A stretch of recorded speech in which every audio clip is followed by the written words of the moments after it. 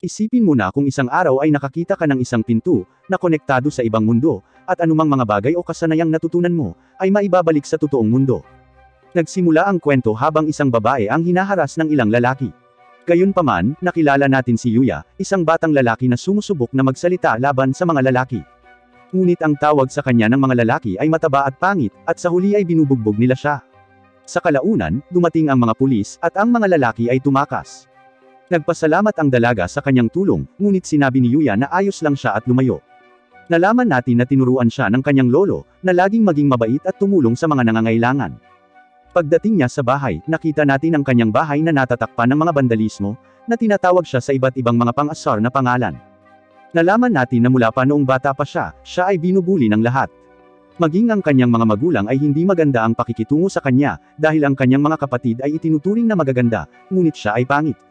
At nang makarating siya sa middle school, mas lumala ang mga bagay para sa kanya, dahil siya ay nabubugbog sa paaralan. Ang lolo lang niya ang nagbabantay sa kanya, palaging nagpapaalala sa kanya na ang pagiging mabait ay magpapasaya sa kanya. Sa kalaunan ay namatay ang kanyang lolo, ngunit iniwan niya ang kanyang bahay at lahat ng kanyang ipon sa kanya. Sinubukan ng kanyang mga magulang na ipaglaban ang mana, ngunit sa huli, binigay ni Yuya ang lahat. Ngunit tuluyan na siyang pinabayaan ng kanyang mga magulang, kaya namumuhay siyang mag-isa, at sinabihan na magtrabaho ng part-time araw-araw. Sa school, graduating na si Yuya sa middle school, pero sa yearbook niya, puro masasamang komento tungkol sa kanya ang nakasulat. Habang sinusubukan niyang umalis, pinipigilan siya ng kanyang mga bully. Pinaalalahanan siya ng mga ito na kahit graduating na siya ay magiging punching bag pa rin nila siya. Sinabi ni Yuya na kailangan niyang makarating sa kanyang trabaho, ngunit binugbog siya ng mga maton, at nakita natin ang kanyang kapatid na lalaki at babae na nanunood lamang mula sa malayo. Nang sa wakas ay nakarating na siya sa kanyang trabaho, ang kanyang amo ay nagsawa sa kanyang pagiging late, at sinabihan siyang huwag nang bumalik. Sa bahay, si Yuya ay may nakakadepress na pagkain, at habang tinitingnan niya ang sarili sa salamin, nagtantrum siya, at binasag ang salamin, na iniisip na walang magbabago kahit na matapos ang kanyang graduation. Sinuntok niya ang pader, at biglang bumukas ang isang nakatagong kwarto. Mayroong isang bungkus ng mga kakaibang bagay sa silid, at iniisip ni Yuya na ito ay maaaring mga souvenir ng kanyang lolo mula sa paglalakbay. Nakahanap siya ng kakaibang pinto, at nang buksan niya ito, patungo ito sa isang kakaibang silid. Natatakot siya habang may lumalabas na notification. Habang binabasa niya ito, nalaman niya na ang pinto ay konektado sa ibang mundo. Mayroong isang bilang ng mga notifications, na nagsasabi sa kanya tungkol sa iba't ibang mga functions na magagamit niya lang, tulad ng kakayahang mag-imbak ng mga item, at makokontrol niya kung sino ang maaaring gumamit ng pinto. Bagamat nalilito siya sa mga function, sa tingin niya ay parang laro ang sistema, kaya nagpasya siyang suriin ang kanyang status. Ngunit nang nakita niya ito, siya ay nawasak nang makitang ang lahat ng kanyang mga estatistika ay napakababa. Inilibot niya ang paningin sa buong silid, at nang tumingin siya sa labas, nalaman niyang ibang mundo talaga ito. Nakahanap siya ng note sa mesa, bagamat hindi niya ito mabasa sa una, mayroon siyang kasanayan sa wika na tumutulong sa kanya upang maunawaan ito. Nalaman niya na ang may-ari ng bahay ay isang dakilang sage, ngunit malapit na siyang mamatay, kaya't iniwan niya ito upang ang sinumang makakita nito ay maging bagong may-ari nito, kasama na ang lahat ng nilalaman nito. Ang bahay ay protektado ng magic, kaya walang sinuman ang makakapasok maliban sa may-ari. Nakahanap siya ng isang bungkus ng mga armas sa loob, ngunit habang sinusuri niya ang mga ito, nakita niya na ang mga ito ay pambihirang mga bagay, at lubhang mapanganib.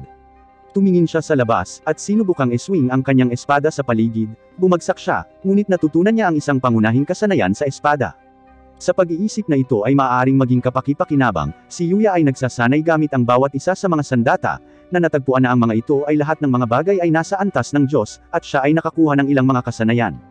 Sa kabila nito, nananatili pa rin ang kanyang mga estatistika sa level 1, at iniisip niya kung paano ito madaragdagan.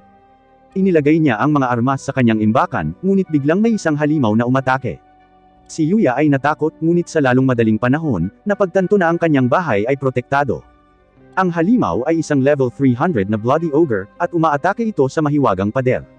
Hinawakan ito ang isang puno, sinusubukang gamitin ito para masira, ngunit hindi ito gumana. Naisip ni Yuya na dapat niyang subukang lumaban, kaya ibinato niya ang kanyang sibat, na dumaan mismo sa halimaw, at agad itong pinatay sa isang atake. Ang sibat ay bumalik sa kanya, at ang halimaw ay nawala, na nagbabagsak ng isang bilang ng mga item. Biglang umabot sa level 100 si Yuya, at laking gulat niya nang makita ang kanyang stats. Matapos ilaan ang lahat ng kanyang mga puntos, nagpasya si Yuya na sapat na ito para sa araw na iyon, at nang sinubukan niyang umalis, nakakuha siya ng isang opsyon sa paglabas ng pera, na nagko-convert ng mga item mula sa halimaw sa pera.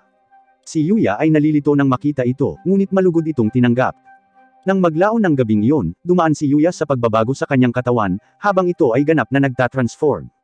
At paggising niya, iba na ang katawan niya, at hindi na kasya ang damit niya. Hindi siya sigurado kung ano ang nangyayari, at basag pa rin ang kanyang salamin, kaya nagpasya siyang maghanap ng ilang damit. May mga mahiwagang damit sa bahay ng Sage, na malayang nag-a-adjust ng size, at nagbibigay ng hanay ng mga mahiwagang bonus.